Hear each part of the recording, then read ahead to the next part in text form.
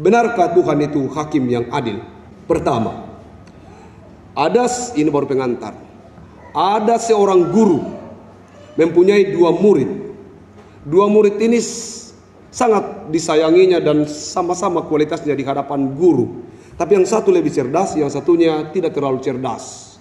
Mungkin kalau bahasa kerennya agak bodoh. Lalu kemudian suatu hari mereka berdua itu melakukan perjalanan, lalu berjumpa dengan sebuah masalah. Masalahnya adalah 3 kali 3 itu berapa?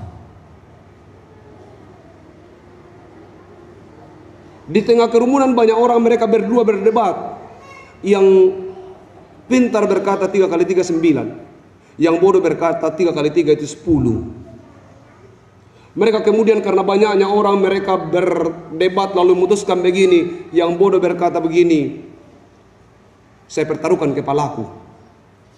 Kalau 3 kali 3 itu bukan 10, saya siap mati untuk itu. Yang pintar berkata, saya akan berhenti menjadi murid guru kalau 3 kali 3 itu yang dibenarkan adalah 10. Yang benar itu 9. Mereka berdebat dan dari hasil perdebatan itu ada 2 konsekuensi. Pertama, yang satu akan dipotong kepalanya kalau dia salah, yang satu akan berhenti menjadi murid. Sampai di guru mereka mengadu, lalu kemudian dalam waktu cukup lama guru mengambil keputusan. Keputusannya apa? Guru katakan 3 kali 3 itu adalah 10. Bersamaan dengan itu murid yang cerdas itu atau pintar itu pergi meninggalkan guru karena memang sudah keputusannya bahwa kalau yang benar itu adalah 10, maka saya akan pergi. Dia pergi dan tidak lagi berniat untuk menjadi murid. Malah dia bercerita guru itu tidak pintar, guru tidak bijaksana. Buktinya 3 kali 3 itu guru benarkan yang 10. Padahal di mana-mana itu yang benar adalah 9. Sesudah lama perjalanannya, dia bertemu dengan temannya tadi. Lalu kemudian teman tadi menjelaskan bahwa sebenarnya kenapa engkau tidak pulang lagi ke sana. Sekarang saya sudah temukan jawabannya, bahwa 3 kali 3 itu adalah 9. Dia kemudian pulang dan akan marah kepada guru. Hari ini saya akan buktikan ke guru bahwa aku yang benar, guru yang salah. Sesudah dia sampai, dia berkata kepada guru, ini agak panjang, tidak apa-apa toh, karena tepat waktu jadi masuk tadi ini. Karena ini baru satu ilustrasi, ada 2 ilustrasi. Jadi sesudah dia sampai di guru, dia katakan hari ini saya akan kasih tahu ke guru betapa bodohnya engkau guru. Sampai di situ dia berkata, guru, jawabannya benar. 3 kali 3 9. Saya datang tidak lagi untuk menjadi murid, tapi hari ini saya datang menjadi guru untukmu. Guru katakan benar, hari ini saya siap menjadi muridmu. Tapi satu hal yang harus kau tahu. Kalau hari itu yang benar 3 kali 3 adalah 9, maka hari itu saya akan kehilangan seorang murid untuk selama-lamanya. Tapi kalau hari itu yang benar 3 kali 3 adalah 10, maka saya akan kehilangan murid dan dia akan berkembali suatu hari nanti dalam proses entah menjadi murid atau menjadi guru. Kalau engkau tidak tahu masalahnya, jangan berkata aku lebih tahu dari apa yang engkau sedang alami. Kalau Daud ini sedang berbicara tentang bagaimana dia merasa diperlakukan tidak adil, padahal dia tidak berbuat kesalahan apa-apa, jangan kemudian berkata Tuhan tidak adil. Kenapa Daud yang baik itu kemudian mengalami penderitaan yang luar biasa? Mari kita lihat dulu apa yang sedang terjadi dalam hidup itu. Guru itu berkata bahwa kalau 3 kali 3 sama dengan 9, maka hari itu juga orang ini akan memenggal kepalanya. Dan apalah artinya sebuah kebenaran kalau harus mengorbankan sesama kita manusia. Tapi karena hari itu yang benar adalah 3 kali 3 10, maka aku memang kehilangan seorang murid yang cerdas. Tapi hari ini dia sudah kembali dan berharap bahwa dia mengerti kenapa kemudian keputusan itu ada. 1. Kedua, itu yang pertama dan diingat baik-baik. Yang kedua,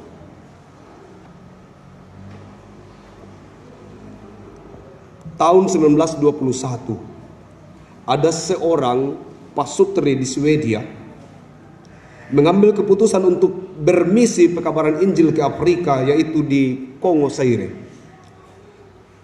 Namanya David Plot dan istrinya namanya Svea. Mereka kemudian meninggalkan Swiss lalu pergi menjadi penginjil. Tapi Mereka ada dua keluarga, yang satunya bernama Joe Erickson dan Berta.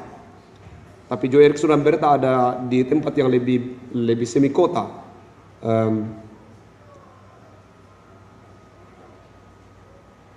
Penginjil yang satu itu, David Plot dan istrinya masuk ke dalam tempat yang lebih dalam ke suku orang Kenya waktu itu, atau di dalam komunitas orang sekarang Saire namanya. Nah, waktu dia masuk ke dalam tempat itu, dia tidak diberi kesempatan oleh kepala suku untuk masuk. Dia hanya ada di luar dan bahkan ada aturan yang dikeluarkan oleh kepala suku bahwa tidak ada orang yang boleh bertemu dengan mereka karena mereka orang asing dan tidak boleh masuk ke dalam lingkungan kita. Sehingga penginjil itu hanya berada di luar bertahun-tahun lamanya, hanya ada satu orang anak kecil laki-laki yang selalu datang. Itu pun melihat kesempatan yang memungkinkan dia datang.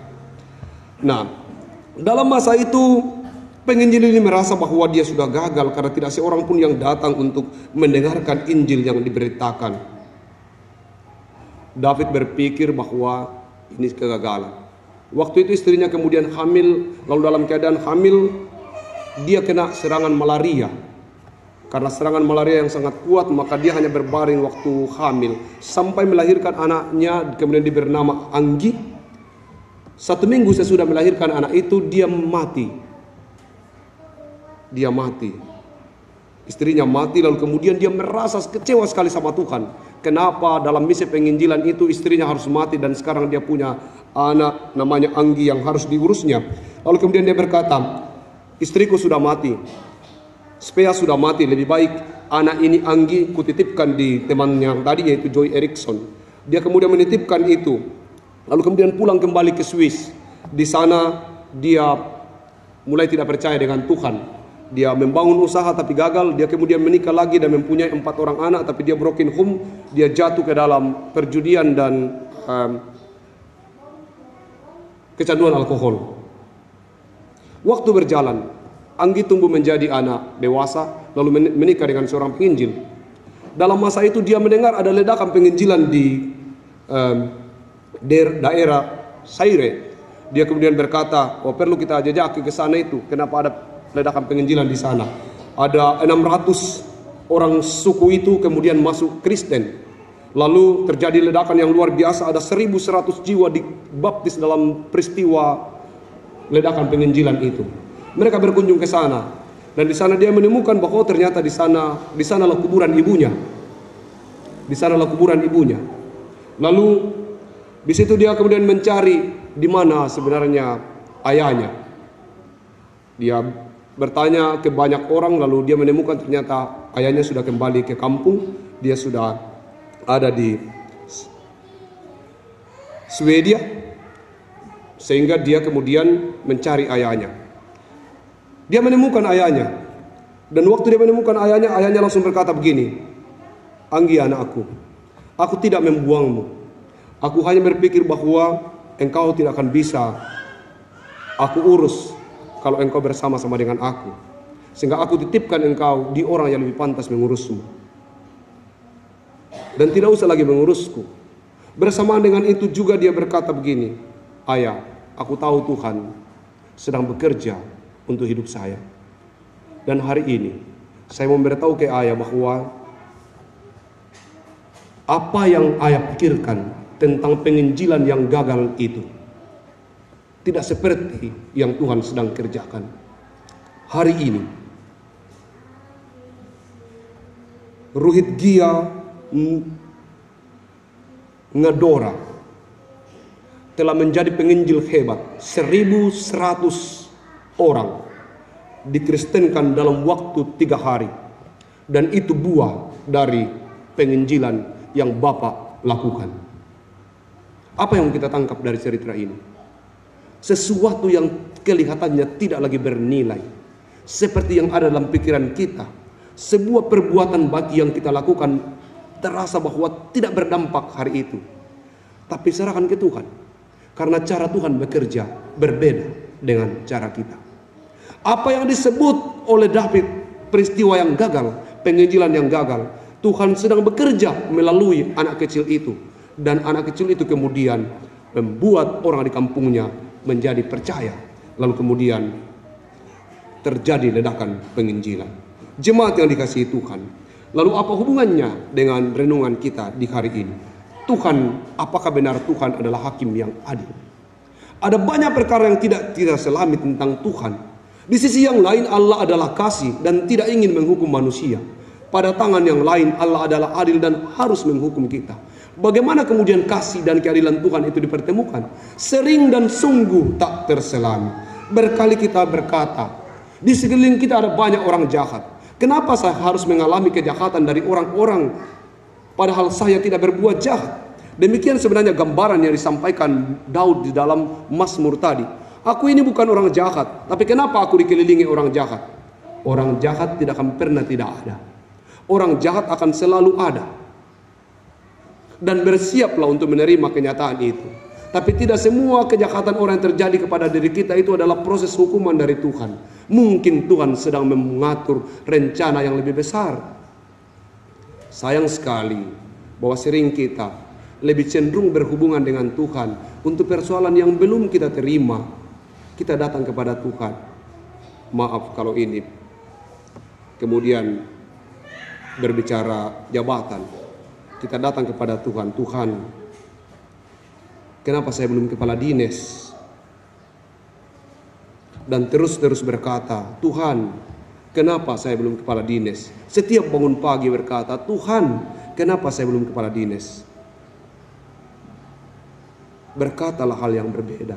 Tuhan, terima kasih, saya sudah kepala sekolah. Banyak orang yang belum menjadi kepala sekolah. Izinkan saya menikmati jabatan ini. Dan saya tahu inilah momen terbaik untuk hidup saya. Saya baru kepala bidang. Tuhan, kapan saya? Kapan saya?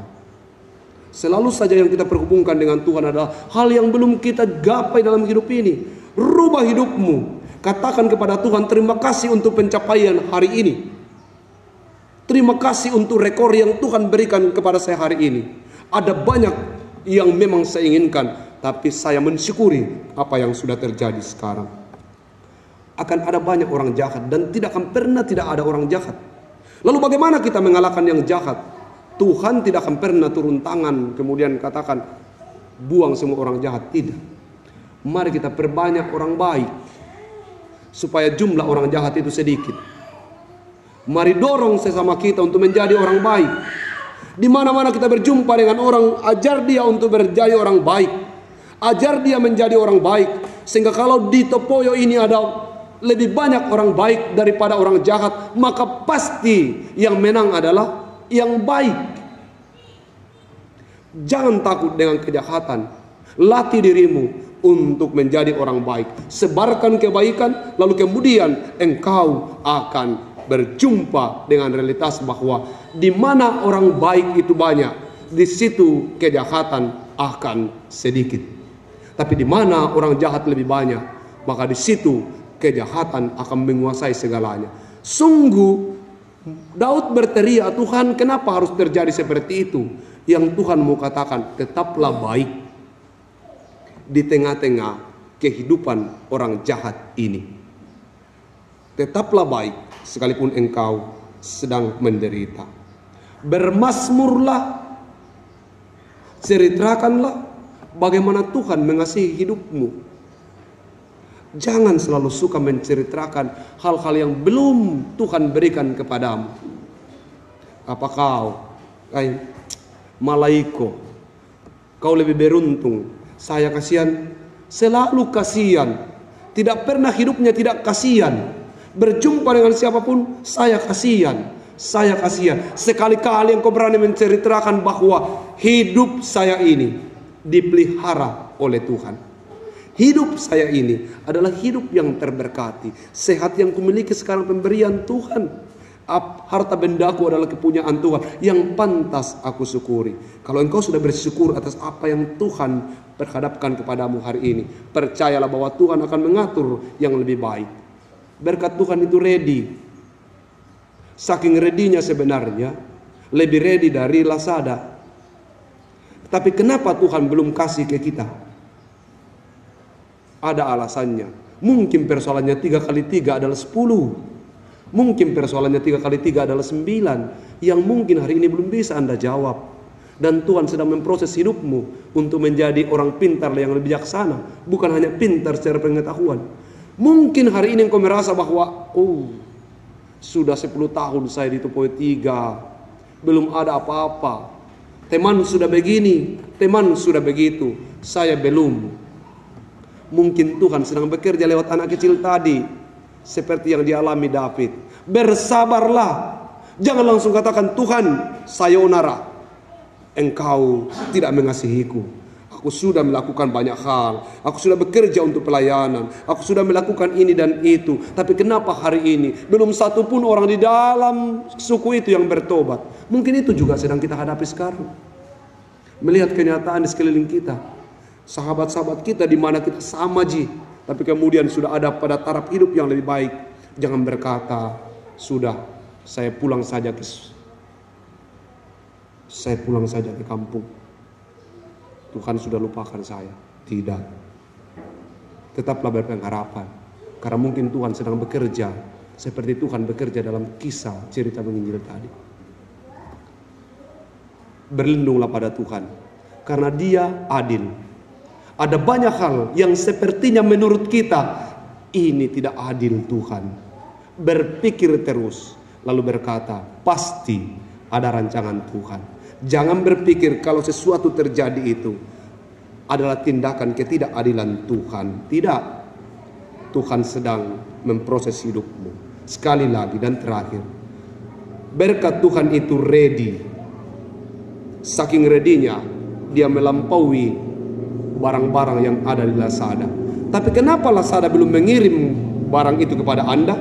Ada beberapa pertanyaan. Ada beberapa alasan. Pertama, mungkin alamat kamu tidak jelas. Tapi bisa diperbaiki itu. Loh? Yang susah itu kalau sudah pernah dikirimkan, tapi dikembalikan dengan katakan barang tidak diterima oleh barang tidak bagus. Satu kali Anda melakukan itu, maka Lazada akan mengatakan, cek baik-baik, apakah pada pengiriman berikutnya masih akan dikirimkan ini orang atau tidak nih? Tidak Anda percaya, mungkin juga Lazada. Biasa begitu, sudah ada yang tidak dipercaya Lazada. Nah coba mau minta lagi dikirimkan, tidak mau Lazada karena dulu ada pengirimannya yang gagal. Itu Lazada. Tapi Tuhan kita tidak begitu. Sering dan sudah mengirimkan banyak hal kepadamu. Dan biasanya engkau tidak meresponnya secara baik. Tapi Dia tidak berkata, sudah, aku tidak akan mengirim lagi. Dia adil dan Dia tahu bahwa engkau sedang berproses. Dia tidak menghukum kita atas pelanggaran yang kita buat. Apa yang dilakukan? Karena Dia adil, Dia menghukum kita dengan cara yang berbeda. Apa penghukumannya? Dia ampuni kita. Itulah penghukuman terhebat dari Tuhan. Oh iya, tidak apa-apa. Saya masih akan kirimkan kamu lagi. Dan tidak akan pernah Dia berhenti mengirim berkatnya kepadaku. Kenapa? Karena kasih-Nya tidak mampu mengalahkan keadilannya. Yang terbesar dari kasih Tuhan, yang terbesar dari kemurahan Tuhan adalah kasih-Nya. Dia adil, tapi melampaui keadilannya, kasih-Nya lebih besar. Jangan pernah meragukan bahwa Dia tidak mengasihimu. Dia sungguh mengasihi saya dan saudara.